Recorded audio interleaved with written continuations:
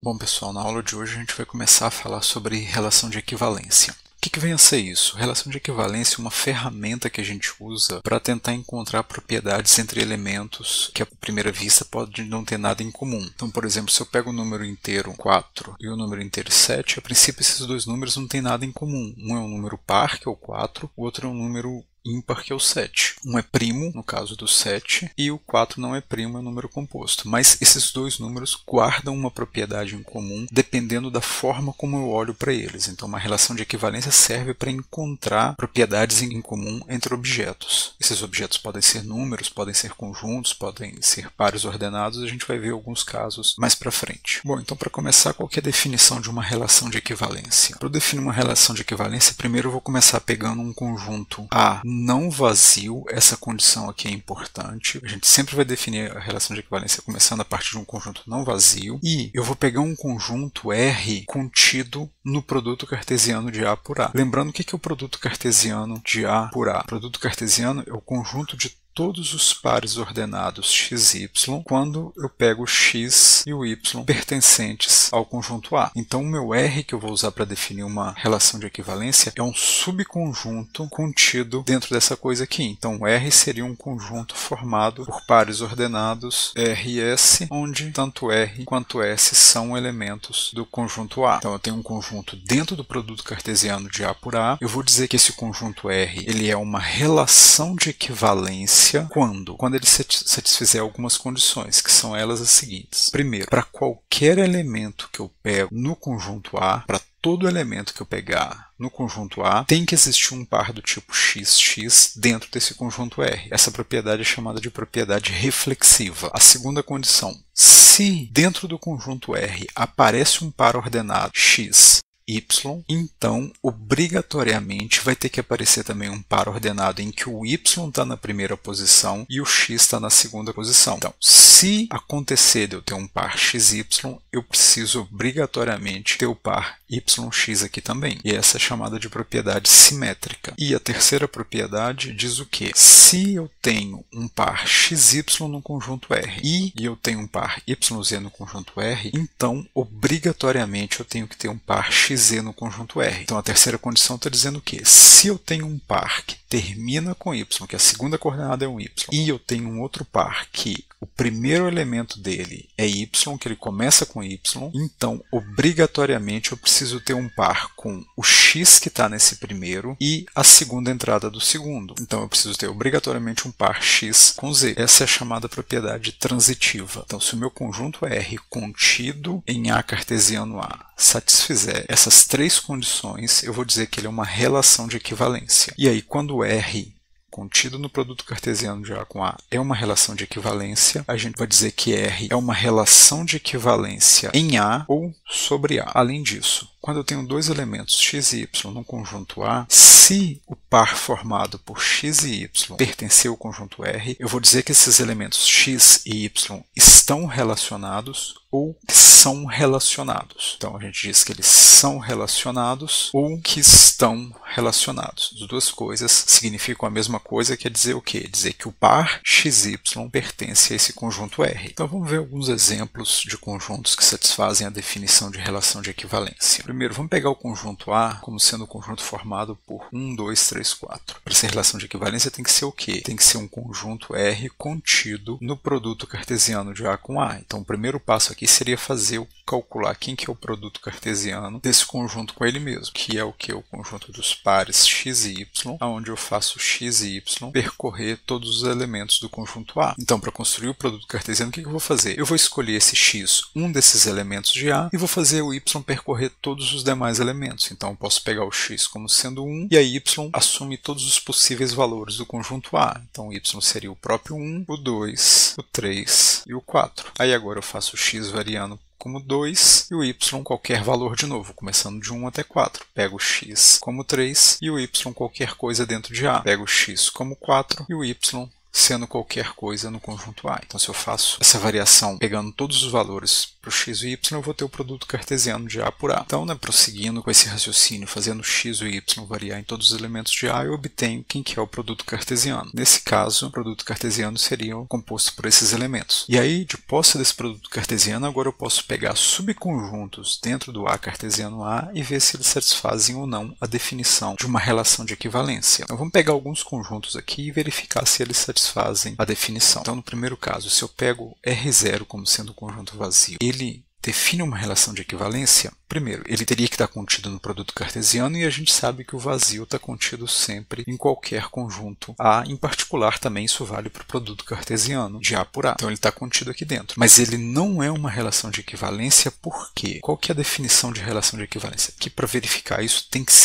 saber exatamente qual que é a definição, não tem jeito. Então vamos voltar nela. Qual que é a definição de relação de equivalência? O primeiro ponto diz o quê? Preciso estar trabalhando com um conjunto A não vazio e R um subconjunto do produto cartesiano de A por A. Agora, a primeira condição diz o quê? Para qualquer elemento que está no conjunto A, par xx tem que estar dentro do conjunto R. Como esse conjunto A é não vazio, ele tem algum elemento. Se ele tem algum elemento, obrigatoriamente, para ser uma relação de equivalência, esse R tem que ser automaticamente um conjunto não vazio. Então, o conjunto R0 vazio não é uma relação de equivalência, porque falha a condição 1 da definição. Se eu pego R1 como sendo conjunto A cartesiano, sendo todo esse conjunto, ele vai satisfazer a definição de relação de equivalência? Bom, a primeira condição da definição diz o quê? Para todo elemento que eu pego no A, o par xx tem que estar no meu conjunto R, no caso aqui o R1. Se eu pego o par 1 pertence ao conjunto R1, que é o A cartesiano A? Pertence, porque o A cartesiano A contém todas as possíveis combinações. Em particular, ele vai ter as combinações em que os elementos estão todos repetidos. Então, a primeira condição é verdadeira nesse caso aqui. A segunda condição diz o quê? Se xy pertence ao conjunto R, no caso R1, então yx também tem que estar em R1. Isso é verdadeiro para R1? É, porque, de novo, o que é o R1? É o conjunto de todos os possíveis pares ordenados que eu posso definir no conjunto A. Se tem um par xy no R1, obviamente vai ter também um par yx no R1. Então essa condição é sempre verdadeira. A terceira condição diz o quê? Se xy está em R e yz está em R, no caso aqui R1, então o par xz deveria pertencer ao conjunto R1. Isso acontece de novo. Também acontece porque o R1 contém todas as possíveis combinações de pares que eu posso montar no A cartesiano A. Se ele contém o xy e contém o yz, como eu estou pegando todas as possíveis variações, vai aparecer com certeza o par xz. Então esse daqui realmente é uma relação de equivalência. Então esse daqui, sim. Esse conjunto R2 ele é formado pelos pares 1, 1, 2, 2, 3, 3. Ele define uma relação de equivalência. Eu tenho de novo que olhar as propriedades que determinam quando que é uma relação de equivalência. E a primeira propriedade diz o quê? Eu vou começar sempre da primeira para a segunda, para a terceira, analisando. A menos que perceba de cara qual que é a propriedade que está falhando, aí eu posso ir direto para ela. Mas a primeira propriedade diz o quê? Para todo x no A, par xx teria que pertencer ao meu conjunto, no caso aqui o conjunto R2. Então eu tenho que olhar se para todo elemento de A eu tenho um par formado pelo elemento e ele mesmo. O par 1 está lá, o par 2, 2 está lá, o par 3, 3 está lá, mas o par com 4 não está lá. Então não, pois par 4, 4, que deveria pertencer ao conjunto, não pertence ao conjunto R2. Então eu tenho que explicar. Se ela não é verdadeira, se não é uma relação de equivalência, eu tenho que dizer qual propriedade que está falhando e dar um exemplo do que está falhando. Aqui está falhando a propriedade da reflexividade,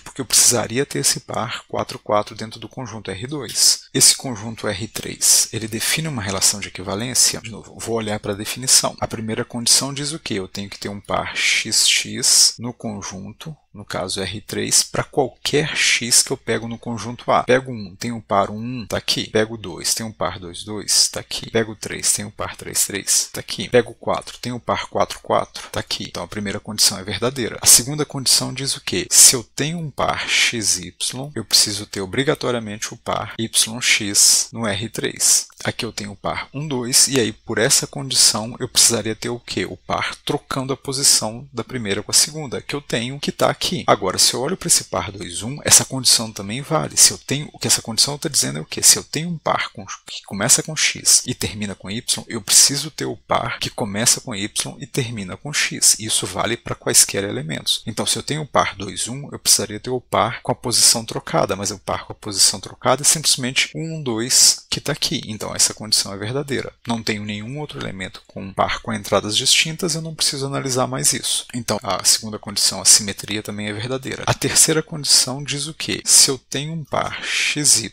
e eu tenho um par yz, eu preciso ter o par formado pelo primeiro elemento desse com o segundo desse. Então, eu precisaria ter o par xz. Essa condição é verdadeira? Vamos olhar. Eu tenho um par 1, 2. Agora eu preciso olhar o quê? Se eu tenho um outro par que começa com esse mesmo elemento que termina esse par de cá. Esse par está terminando com 2, eu preciso ver, tem algum par que começa com 2? Tem, que é o par 2, 2. Então, eu tenho um par que termina com 2, eu tenho um par que começa com 2. Eu precisaria ter um par agora formado por quem? Formado pelo 1 e pelo 2. Tenho esse par? Tenho, que é o próprio par 1, 2 que eu estou trabalhando aqui. Então, essa condição é verdadeira nesse caso. Tenho agora o par 1, 2. Tem algum par que começa com 2, além desse que a gente já analisou aqui? Tenho que é esse par 2, 1 aqui. Então, eu tenho esse par que começa com 2. Tenho o par que termina com 2 e o outro que começa com 2. Eu preciso ter o quê? Um par formado por essa primeira entrada com essa última aqui, mas no caso é o quê? O par 1 que está aqui. Então, essa propriedade também é verdadeira aqui. Agora, eu olho aqui. Eu tenho um par que termina com 1 e tenho esse outro que começa com 1. Eu tenho um par formado pela primeira entrada dessa e a segunda dessa, tenho que esse par 2, 2. Além disso, eu tenho aqui esse par terminando com 1 e tenho esse outro começando com 1. Eu tenho um par que é formado por esse elemento e esse segundo, eu tenho o par 2, 1, tenho, que é o próprio par que está aqui. Então, essa condição também é válida aqui. Então, esse conjunto R3 satisfaz todas as condições da definição, então realmente ele é uma relação de equivalência. E esse exemplo agora, R4, formado pelos pares 1, 2, 2, 3, 3, 4, 4. Aqui a gente já vê que ele automaticamente satisfaz a primeira condição da definição, né? Para qualquer elemento que está aqui no A, eu tenho o par formado por um elemento e ele mesmo. Então a primeira condição é verdadeira. A segunda condição diz o quê? Se eu tenho um par XY,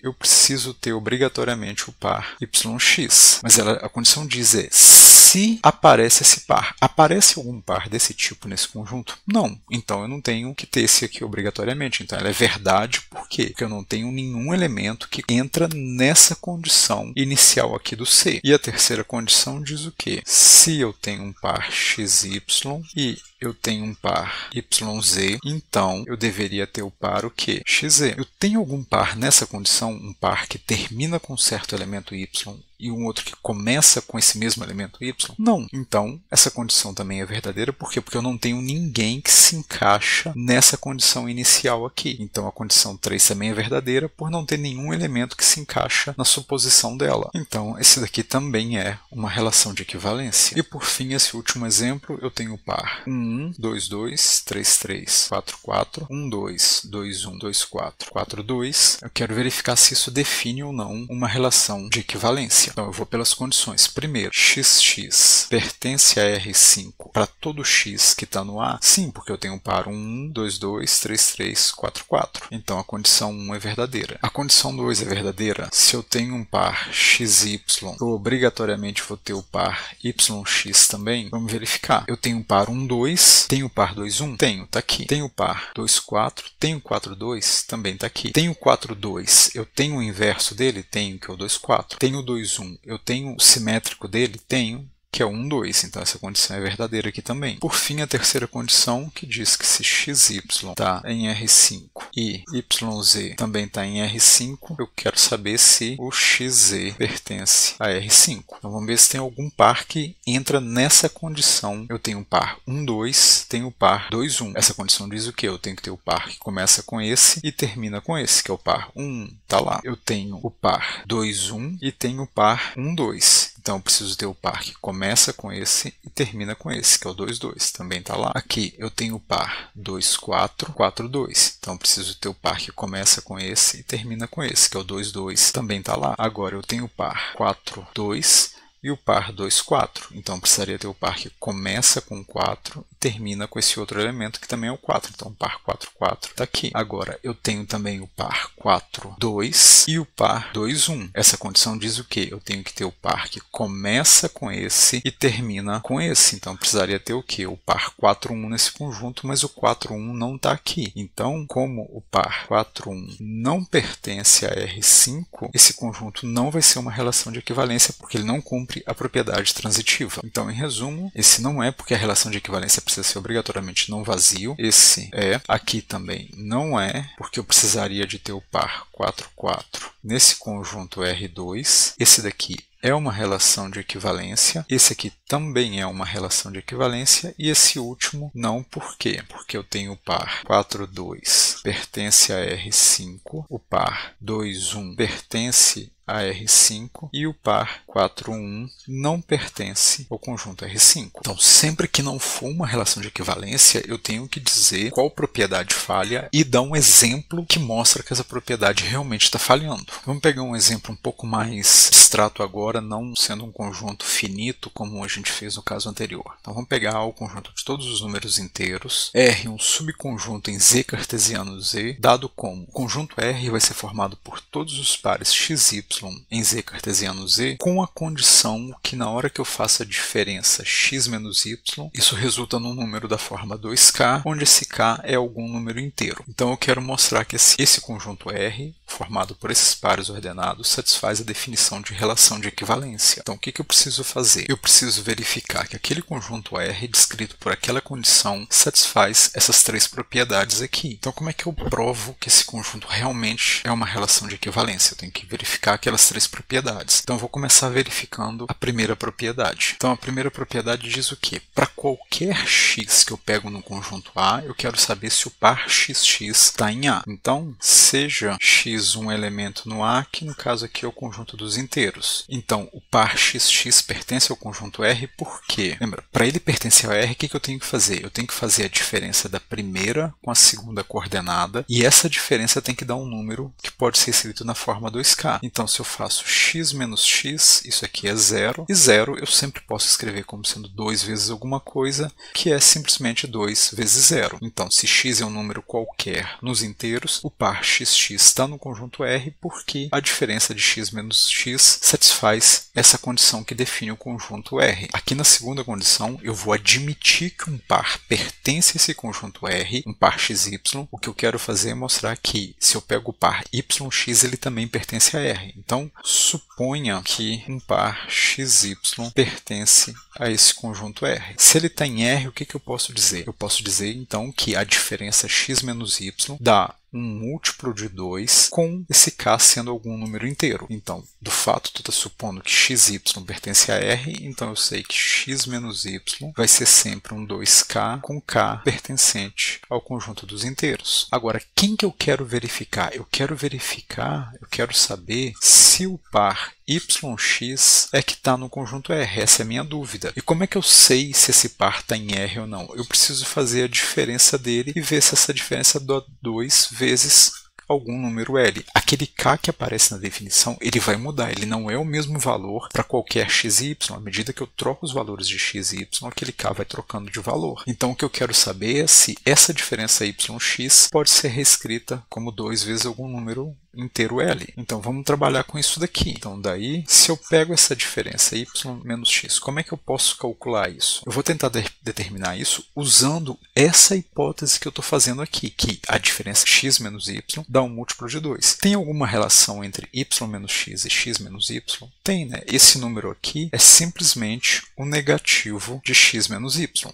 Distribuindo aqui, né, dá menos x mais y, que é o que está aqui em cima. Agora, quanto equivale x menos y? X menos y vale esse 2k que está aqui. Então, eu vou escrever isso como sendo um menos 2k, só que multiplicação dos inteiros é associativa. Eu posso pegar esse número menos 1, jogar aqui para dentro e escrever isso como sendo 2 vezes o menos k. Então, esse número menos k é que seria o meu L, e isso aqui realmente é um número inteiro. Então, como essa diferença y menos x realmente dá um múltiplo de 2, eu posso falar, então, de fato, que y menos x está no meu conjunto R. E aí, a segunda condição é verdadeira. Agora, para a terceira condição, condição, ela diz o quê? Se xy pertence a R e um yz pertence a R, se eu admito que isso é verdade, então significa o quê? Significa que eu consigo encontrar números inteiros k e l, tais que x menos y é um 2 vezes k e o y menos z é um 2 vezes L. Isso acontece porque eu estou supondo que o x menos y está no conjunto R e o y menos z também está no conjunto R. Eu posso afirmar que vale essas duas igualdades. Também que existem obrigatoriamente esses números k e L satisfazendo isso. Agora, o que eu quero fazer? Eu quero analisar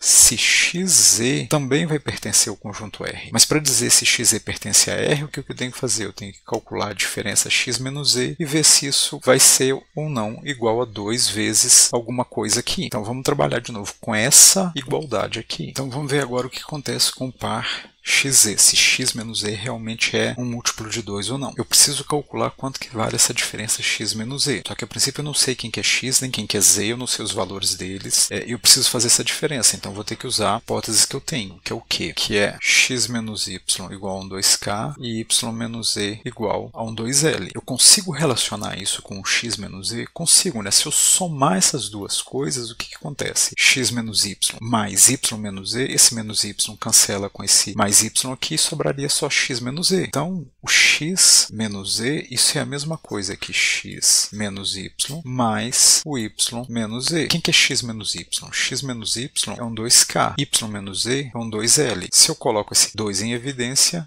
isso é k mais l. E k mais l ainda é um número inteiro, porque k e l são números inteiros. Então, x menos z, de fato, é um múltiplo de 2, logo, xz realmente pertence ao conjunto R. E aí, como esse conjunto R satisfaz as três condições, então R é uma relação de equivalência sobre o conjunto dos inteiros, que era o que a gente queria. Bom, um outro exemplo, então, seja o conjunto Z cartesiano Z asterisco, onde Z asterisco é o conjunto dos inteiros menos o zero. Para elementos A, B e CD no A, agora observa, o A já é um produto cartesiano de dois conjuntos. Eu posso fazer isso, porque a única restrição para definir uma relação de equivalência é que o conjunto A seja não vazio. Então, se eu pego dois pares ordenados, dois elementos de A, eu vou definir uma relação de equivalência como? A minha relação de equivalência S, ela vai estar contida em A cartesiano A. Agora, o que é A cartesiano A? É o conjunto de todos os pares ordenados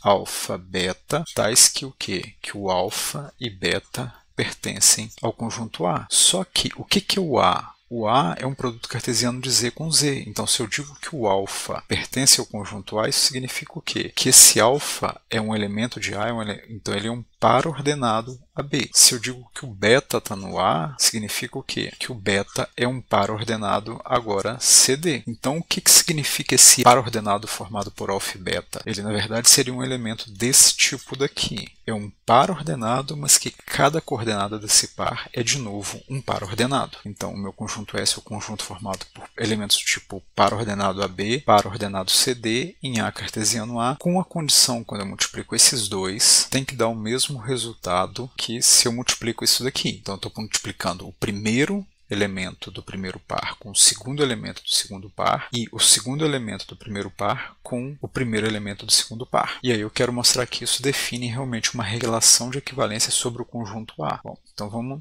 provar que isso realmente é uma relação de equivalência. Então, eu tenho que verificar que para todo elemento x em A, o par xx pertence ao conjunto R. Se eu tenho um par xy em R, eu preciso ter o par yx em R. E se eu tenho o par xy em R e yz em R, então eu preciso ter o par xe no conjunto R. Então, condição I diz o quê? Seja x um elemento do meu conjunto A. Eu quero saber o quê? Eu quero saber se o par xx pertence ao meu conjunto S. Só que agora o que é o A? O A é o Z cartesiano com Z asterisco. Então, esse x, na verdade, ele vai ser um par ordenado no formato AB. E aí eu quero verificar se o par ABx com o x de novo, que é o próprio par AB, se isso aqui pertence ou não ao conjunto S. É isso que eu quero testar. Então vamos escrever isso. Assim, esse x, na verdade, é um par no formato AB. Logo, o xx, que é igual ao AB,